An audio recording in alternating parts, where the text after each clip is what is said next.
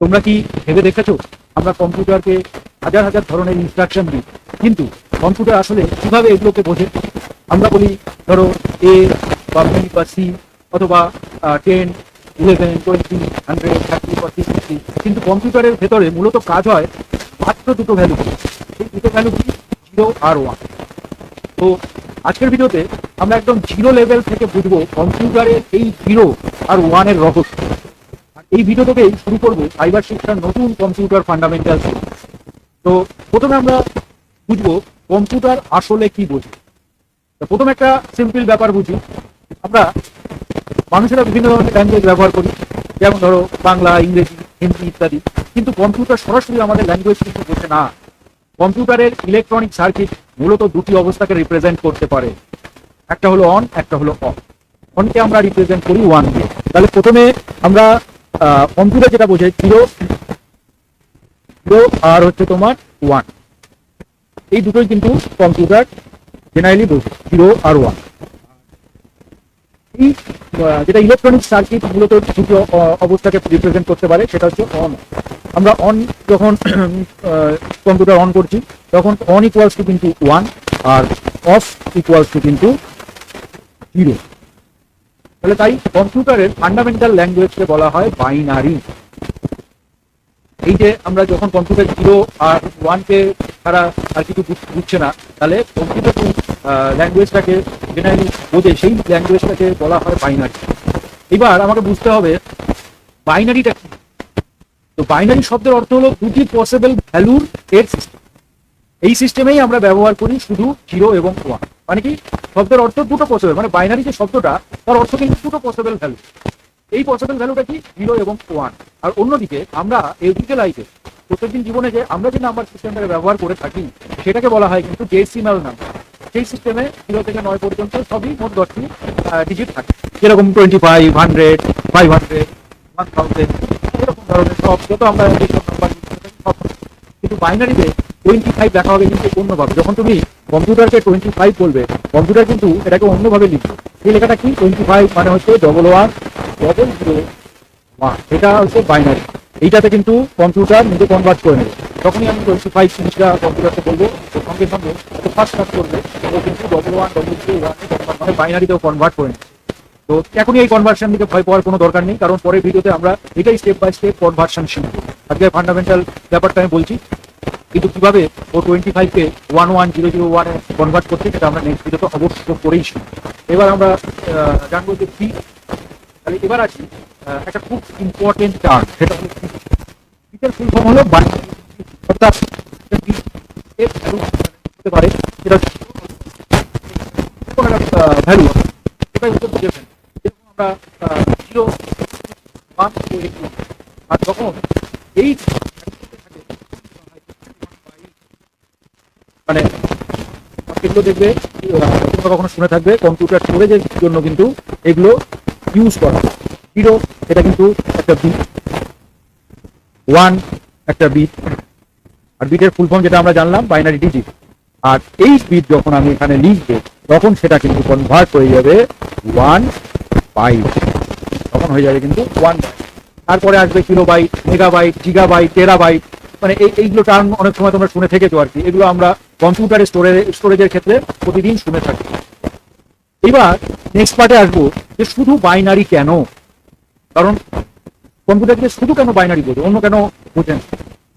এই প্রশ্ন আসতেই পারে। কম্পিউটার কেন 0 থেকে 9 পর্যন্ত ব্যবহার করে না, এটা আমরা যেটা ব্যবহার করি তা কম্পিউটার কেন ব্যবহার করে না, এরকম প্রশ্ন তো আমাদের মধ্যে আসতে পারে। তাহলে এর কারণ কম্পিউটারের ইলেকট্রনিক সার্কিটে অন্য দুটো ডিসটিংক্ট স্টেট রিপ্রেজেন্ট করা খুব সহজ এবং রিলেটিভলাইজ। কম্পিউটার কি করে? ইলেকট্রনিক সার্কিট, ওই ইলেকট্রনিক সার্কিটে দুটো ভ্যালুকে রিপ্রেজেন্ট করছে। এবার এই দুটো ভ্যালুকে রিপ্রেজেন্ট করতে ওর খুব সহজ হয় এবং ও এটাকে রিলায়েবল মনে করে। সেই জন্য ওই একটা সুইচ অফ ইকুয়ালস টু 0 আর অন ইকুয়ালস টু 1। এই বেসিক কনসেপ্ট থেকেই ডিজিটাল ইলেকট্রনিক্স এবং কম্পিউটারের বাইনারি সিস্টেমের ফাউন্ডেশন কিন্তু তৈরি হয়েছে। এটা কিন্তু আমাদের মনে রাখতে হবে। এবার আসবো লজিক গেট। মানে এটা কিন্তু আজকের দ্বিতীয় একটা important topic, logic gate. Logic gate হলো এমন একটা কি হলো, ধরো এমন একটা ডিজিটাল ইলেকট্রনিক সার্কিট যেটা ইনপুট নেয় এবং নির্দিষ্ট লজিক্যাল রুল অনুযায়ী আউটপুট। ঠিক আছে, এরকম সহজ ভাষায় বললে এখানে যদি আমি তোমাকে লিখে দিই ইনপুট তারপরে ধরো এরকম একটা দিয়ে এখানে লজিক, এখানে তুমি লজিক দিচ্ছ, তারপরে এখান থেকে তোমার আউটপুট আসবে। এটাই হচ্ছে লজিক গেটের কাজ। এটাই কিন্তু আমাদের লজিক গেটের কাজ, ইনপুট, লজিক, আউটপুট। আজ আমরা শুধু তিনটে বেসিক গেটের নাম জানবো। সেই তিনটে বেসিক গেট হলো হচ্ছে, একটা তোমার অ্যান্ড গেট, একটা হচ্ছে তোমার অর গেট, আর একটা তোমার হচ্ছে নট গেট। এই তিনটে গেট নিয়ে আজকে আমরা আলোচনা করব। পরের ভিডিওতে এগুলোর যে ট্রুথ টেবিল এবং রিয়েল লাইফ এক্সাম্পল দিয়ে বিস্তারিত বুঝবো। আজকে জাস্ট আমি ফান্ডামেন্টাল শুরু করেছি, সেই জিনিসগুলো সম্বন্ধে একটা ওভারঅল ভিউ দেওয়া হচ্ছে, যাতে তোমরা সেই জিনিসগুলো যেগুলো না শুনে থাকো সেই জিনিসগুলো সম্বন্ধে জানো এবং জিনিসগুলো কি তার একটা ওভারভিউ পাও। নেক্সট দিন এর যে ট্রুথ টেবিল মানে লজিক গেটের যে ট্রুথ টেবিল আছে সেটা আমরা একদম রিয়েল লাইফ এক্সাম্পল দিয়ে বিস্তারিত বুঝবো। আর ওই প্রথমে যেটা আলোচনা করলাম যে 0-1 কনভার্ট, আমরা 25 দিলে ও 11-001 কিভাবে কনভার্ট করছে সেই কনভার্সেশনগুলো কিন্তু আমরা বুঝবো। তো এবার প্রথমে আসি অ্যান্ড গেট। এই যে আমরা যদি তিনটে গেট শিখলাম, এবার প্রথমে আমি চলে আসবো যে অ্যান্ড গেট ক্ষেত্রে।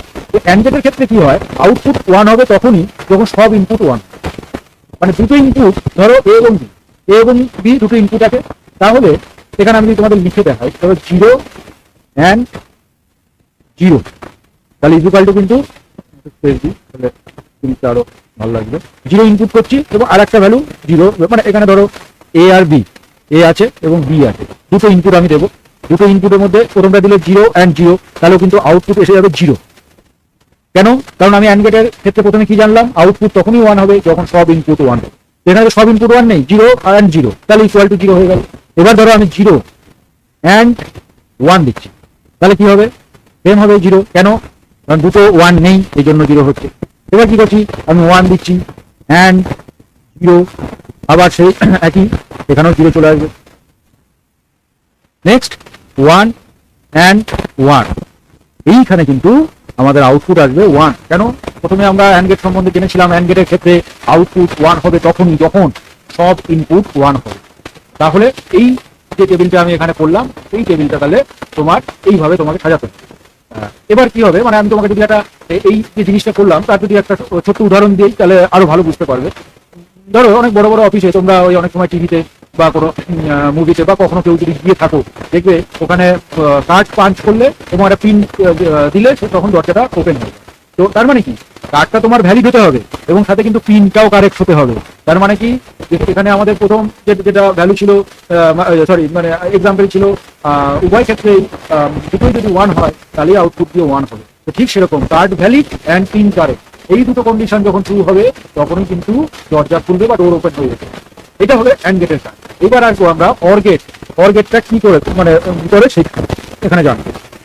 অর গেট কি? অর গেট হচ্ছে যে কোনো একটি ইনপুট 1 হলেই আউটপুট 1 হতে পারে। আমাদের ক্ষেত্রে অ্যান্ড গেটে ছিল দুটো ইনপুট তো 1 হতে হবে, তাহলেই 1 হবে। এখানে যে কোনো একটা ইনপুট 1 হলে তাহলেই 1 হবে। তো প্রথমে আমি এরকমই লিখছি, 0 অর 0 লিখতে হবে ইকুয়াল টু 0। নেক্সট আমি কি লিখবো, 0